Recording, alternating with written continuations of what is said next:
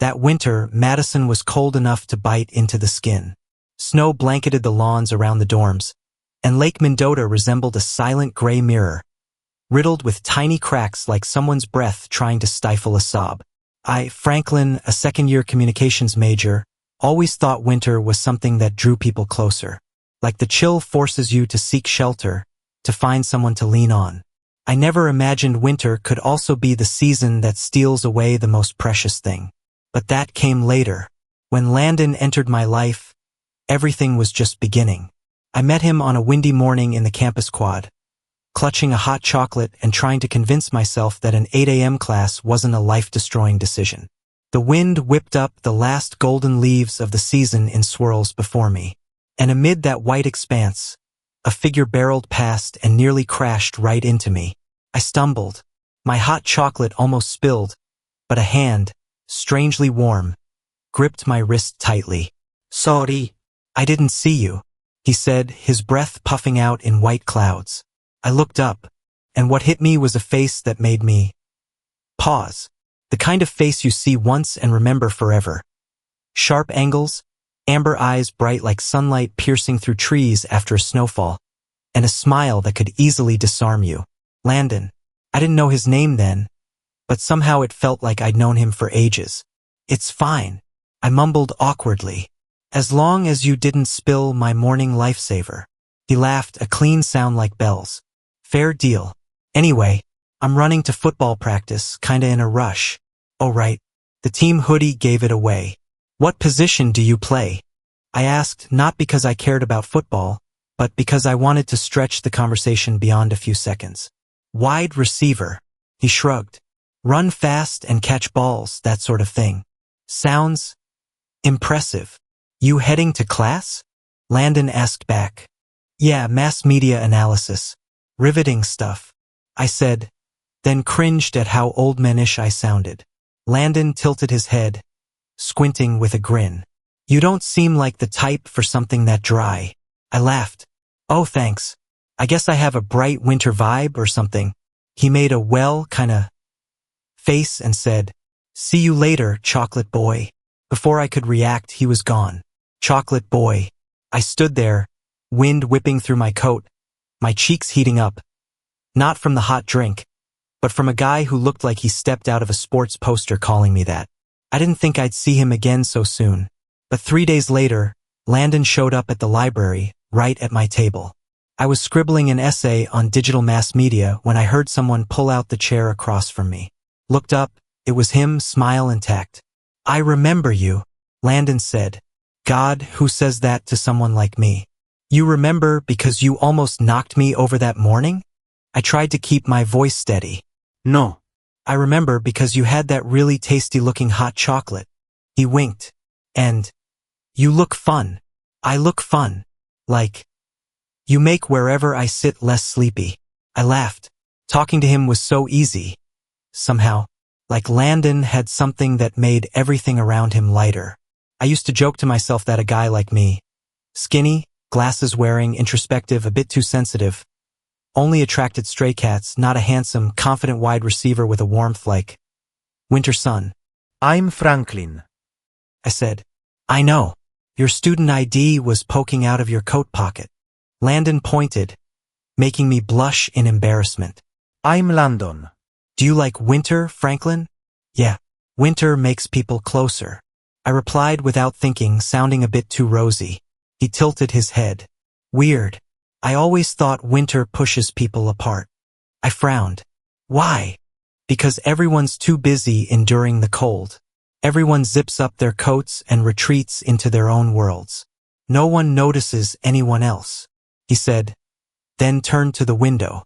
"But maybe I'm wrong." I twirled my pen between my fingers. "Why?" "Because I bumped into someone who makes winter not as bad as I thought." I froze for nearly 5 seconds. Landon propped his chin on his hand, gazing at me calmly, warmth radiating in a way that made me take a deep breath.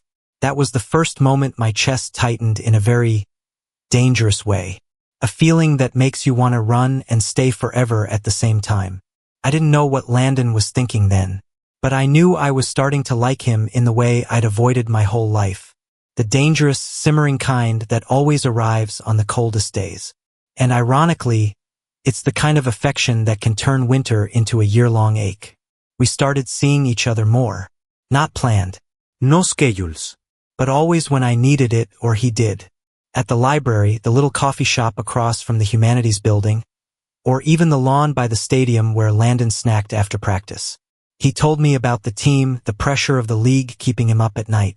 I told Landon about the YouTube channel I was planning on student life stories, and he said my voice was warm enough for people to listen to before bed.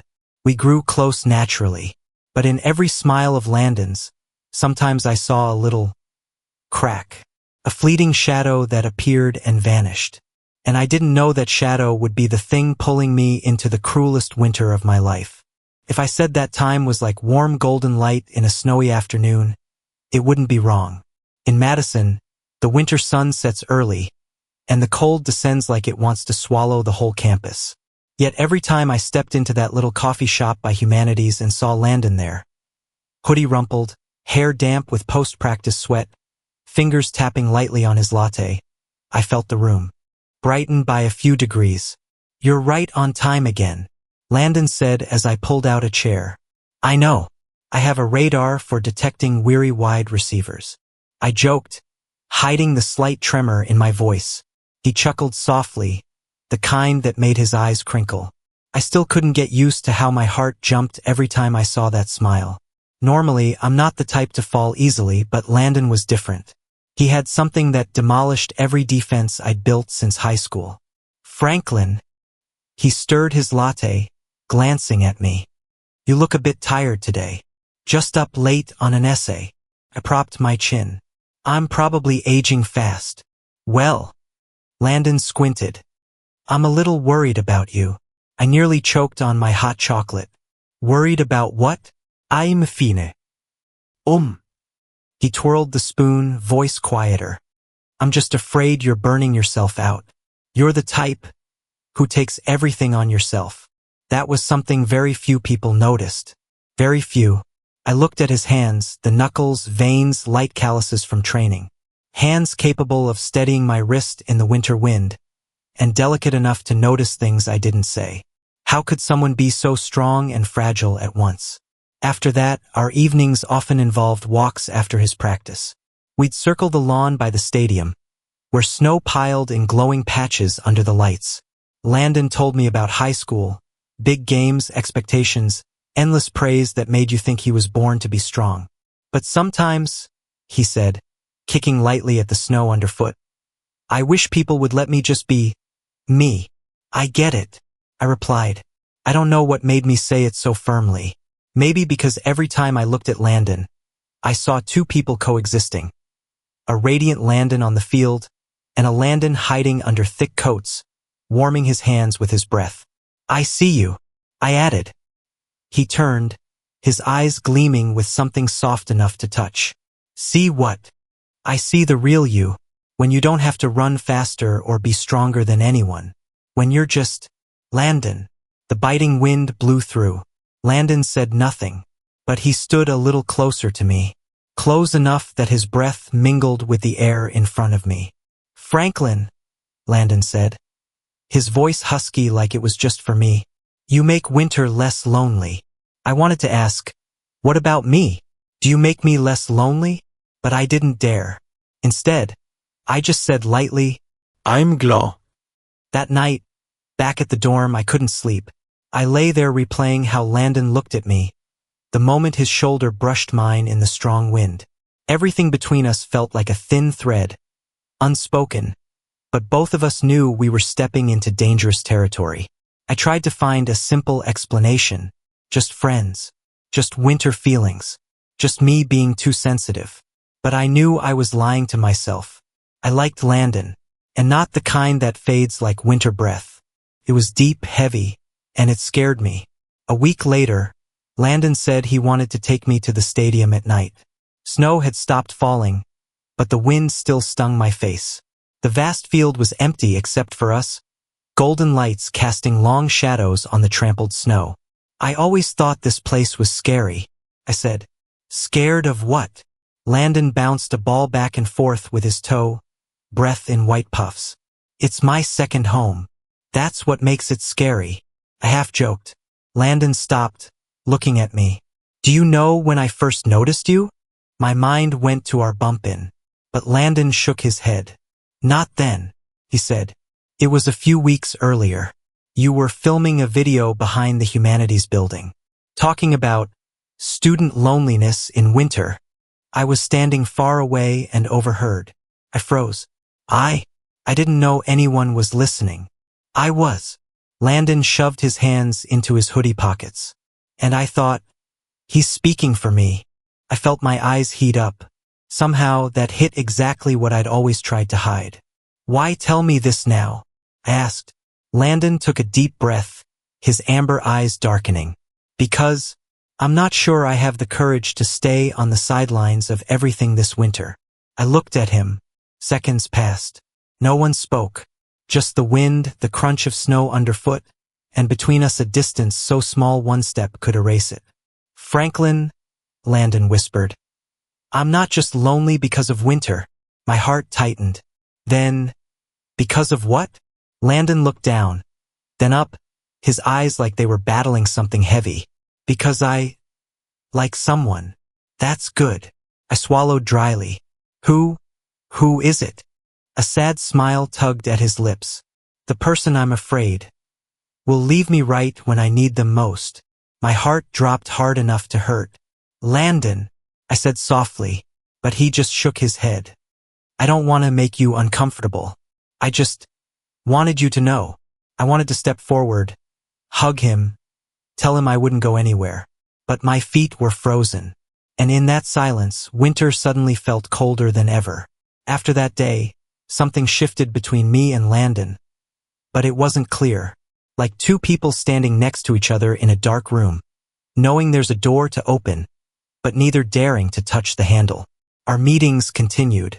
Still hot drinks, still scattered stories about classes, the team, movies I liked, and Landon's weird habit of eating cookies before runs. But under every conversation, I felt a thin layer of tension, fragile as ice waiting to crack. One evening, after my communications class, I got a text. Landon, where are you? Come to the lakeside. I want to show you something. I bundled up in my coat and scarf and hurried toward Lake Mendota. It got dark early, wind whipping snow into my face. When I arrived, Landon was standing at the edge, hands in pockets, breath in white clouds. Landon, I called, a bit worried. What are you doing out here in this cold? He turned, a faint smile. Wanted to show you this. I approached, boots sinking into thick snow. Landon motioned me to stand beside him, then pointed at the lake. Under the thin ice, campus lights reflected, creating glowing streaks like illuminated cracks. Beautiful, right? Landon asked. I thought you dragged me out for something serious. I smiled lightly, though my heart pounded. I thought so too, he replied, voice so quiet the wind nearly carried it away. I glanced sideways at him. Lately, Landon looked more tired than usual. Not athlete tired, but the kind of tired from carrying something unsaid. Franklin, Landon exhaled long. I'm sorry about that day, saying I like someone. I shouldn't have dragged you into my mess. I stiffened. It's not a mess. It is.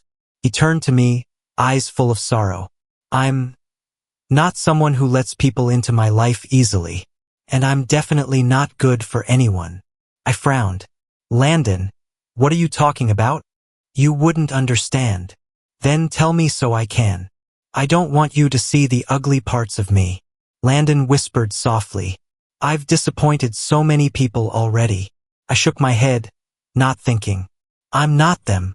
In that moment, Landon looked at me for a long time, as if weighing whether I was strong enough to enter his world. And part of me hurt, because he still doubted, even after I'd stood by him through weeks of falling snow. Franklin, his voice trembled slightly. I'm afraid I'll need you too much. I stayed silent. The wind cut through us, bone-chilling. It's okay to be needed, I said slowly, each word like stepping on thin ice.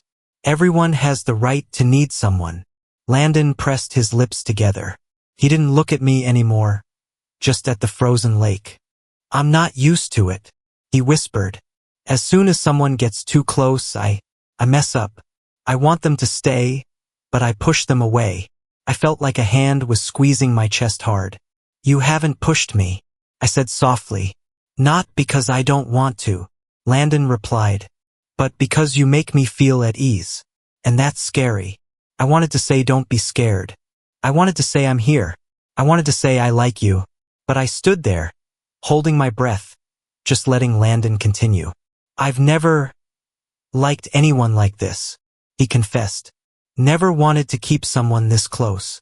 I turned to look at him.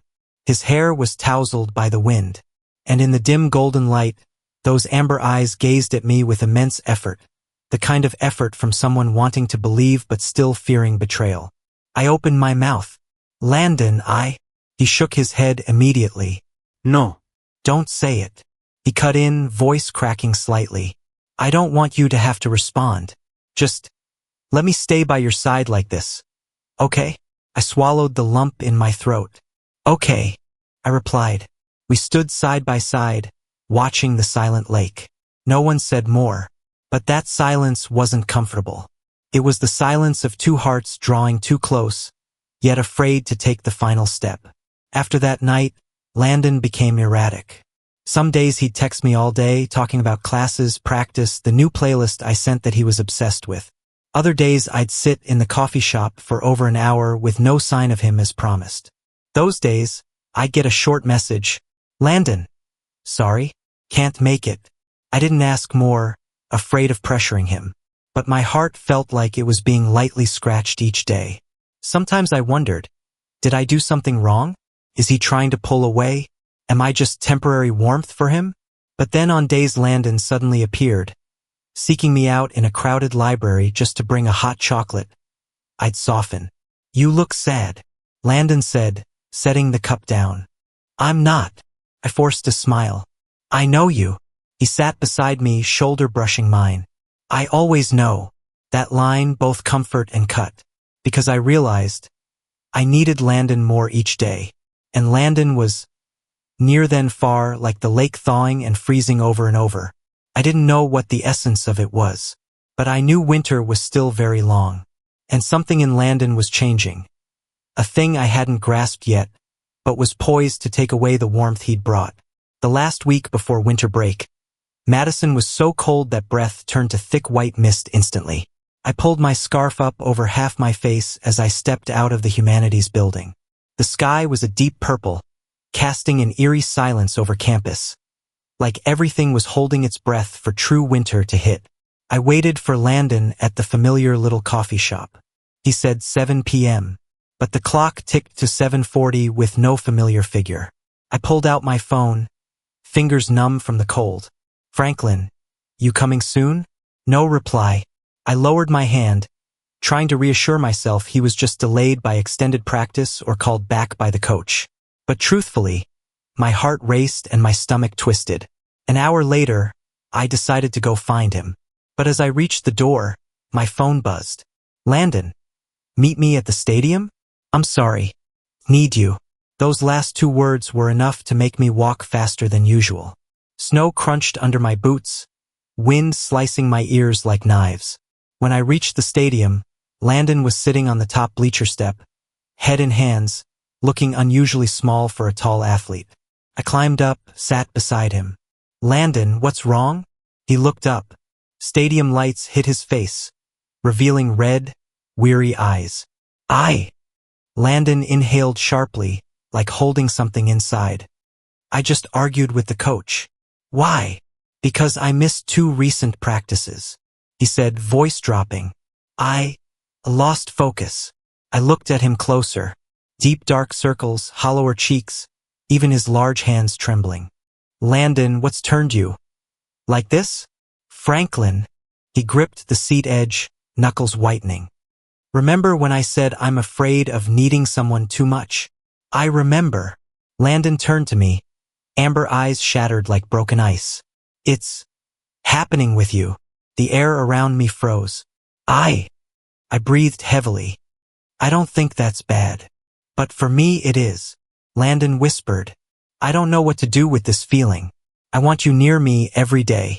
I want to find you all the time. But then, there are moments I feel unworthy. That I'll hurt you like I've hurt others. I shook my head firmly. You're overthinking. No. Landon clutched his hair, voice choked. I'm not as stable as you think. I have days I don't want to get out of bed. Days I train to exhaustion just to not think. Times I want to disappear for a bit because I feel like a burden. I slowly placed my hand on the back of his. Landon. He jerked away like burned. I don't want to scare you. I'm not scared. You should be.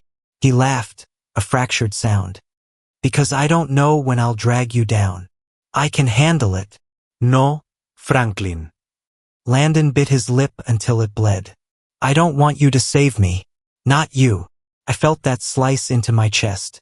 Why, not me? Because if it's you, Landon whispered, I'll never let you go. My heart pounded like it would burst. Part of me wanted to pull him into my arms and say lean on me. But another part, the scared part, knew he might be right. I was becoming his only anchor, and we both knew how dangerous that was. I took a deep breath. Landon, you're not alone. I'm about to get suspended. He interrupted, voice breaking. If I miss another practice, I'll be benched. And I can't lose football. It's the only thing I'm sure of in life. I gripped his hand tight this time, not letting him pull away. I'm here. You don't have to carry everything alone. Landon looked at our clasped hands. Then slowly, very slowly, he squeezed back. Franklin, you're too good, he said softly. Good enough to scare me. For the first time, I didn't know how to respond. In the days after, Landon seemed back to normal. He texted more, invited me to dinner in the cafeteria, talked about sprint drills. But something in his eyes had changed. Like every time he looked at me, he had to suppress something. And increasingly, I felt Landon was forcing himself away from me, even as he drew closer. One night, as I closed my laptop, I got a text. Landon, Franklin, meet me at the lake tomorrow? I have something to say. I texted back immediately. Franklin, what is it? But Landon only sent one last message. You have to come. That's when I knew. Tomorrow would be the day winter truly began.